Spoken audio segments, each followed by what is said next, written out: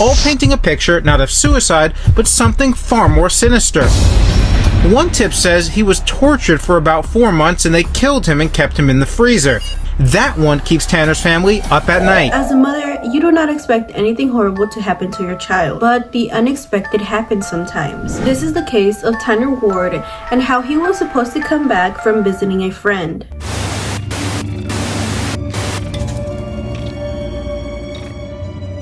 Hey guys, welcome back to my channel. Thank you for coming back and being here with me to hear about all these cases. I want to make it clear that I want to spread awareness with my YouTube channel. Go ahead and like, comment, share, subscribe, the usual. And without further ado, let's get right into the video.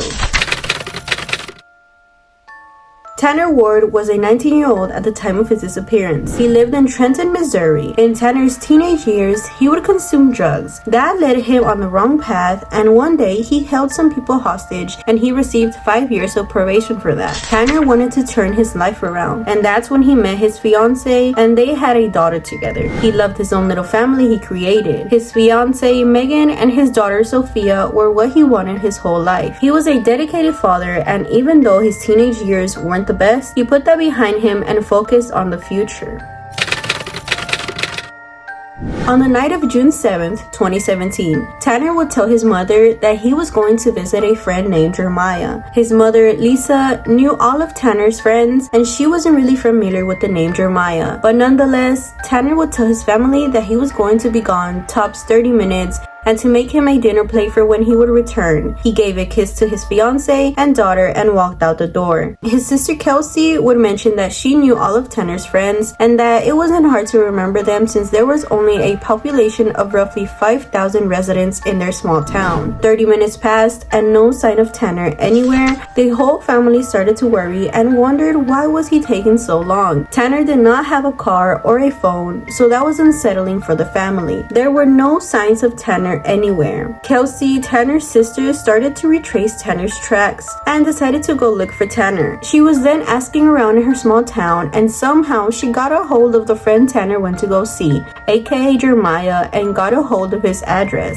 She then went to the address and she had a bad feeling in her gut when she went to the front door of the apartment and she saw that the door was unlocked. So she decided to let herself inside with the belief that she would find her brother and Jeremiah there on the couch sleeping. But once she stepped into the apartment, she saw that a tornado went through that apartment as if a horrible altercation took place inside. She scanned the room and searched for Tanner, but instead she saw a hole in the wall and the back door of the apartment wide open. There were no signs of Tanner anywhere. She then saw Tanner's baseball cap lying on the apartment floor, and that's when she started to have a bad feeling in her gut all over again. She then immediately went to the police to notify them of what she just encountered. As she was walking into the station, she was holding her brother's baseball cap as evidence. Police didn't take the situation seriously. This tends to be a pattern in a lot of cases, which then takes longer for the victim to be found. The police told Kelsey that they will look into it, but that she shouldn't panic because he's probably just a runaway and hanging out with a girl. But Kelsey knew that her brother Tanner was not a runaway and that he wasn't hanging out with no girl or anything like that because he loved his fiancée and his daughter very much. 2 weeks passed with no sign of Tanner, and Lisa, Tanner's mom, would mention that she felt like there was just no way that Tanner just walked out of the door and never came back, especially for his daughter Sophia.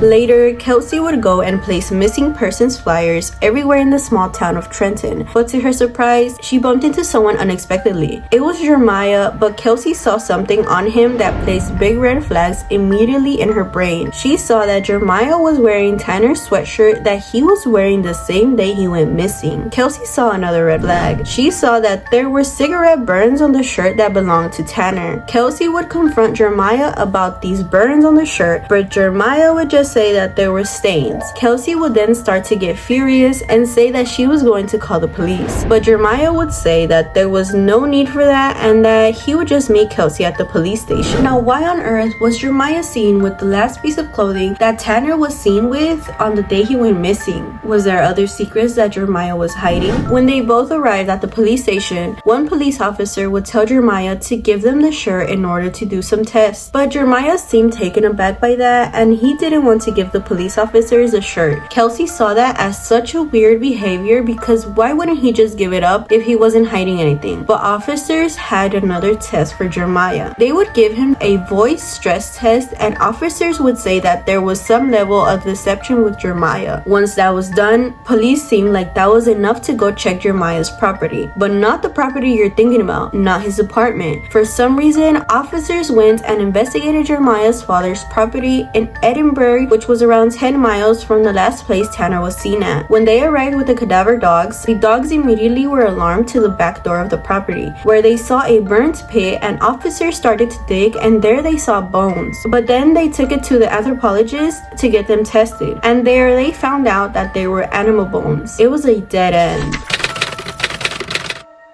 But one day on December, 6 months after Tanner's disappearance, two high school kids were walking by a tree. One kid said that he heard a creak sound coming from above him, so he looked up, and there they both saw the hanging, lifeless, mummified body of 19-year-old Tanner Ward.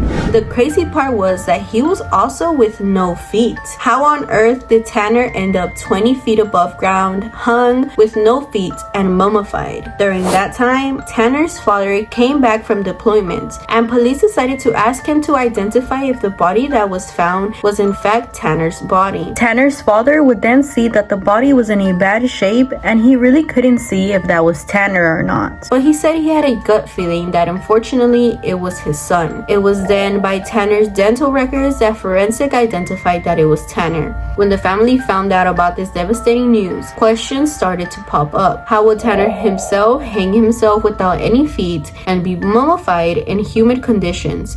And how did anybody in the small town never saw Tanner on the tree that he was found on? How did many people walk through the same pathway that he was found on, but they never saw him there? Tanner's family would say that they believe there was foul play involved. On April 18th, 2018, the coroner said that the complete autopsy report they received was indicating that Tanner died by taking his own life, thus clearing Jeremiah as a suspect. People in the small town also believed that there was no way nobody saw Tanner on the tree during the whole 6 months he was there. A construction worker came out and talked to Lisa, Tanner's mother, that he was in the construction site 10 feet away from that tree, and that during the whole year he did not see a body hanging from that same tree. Tanner's family firmly believed that Tanner did not take his own life. They believe there is more to what meets the eye, and they said that Tanner wouldn't have taken his life because he was trying to turn it around for the better for his daughter and fiance. As the investigation continued, no person of interest was identified in connection with Tanner's death. The truth is yet to be discovered with Tanner's alleged suicide.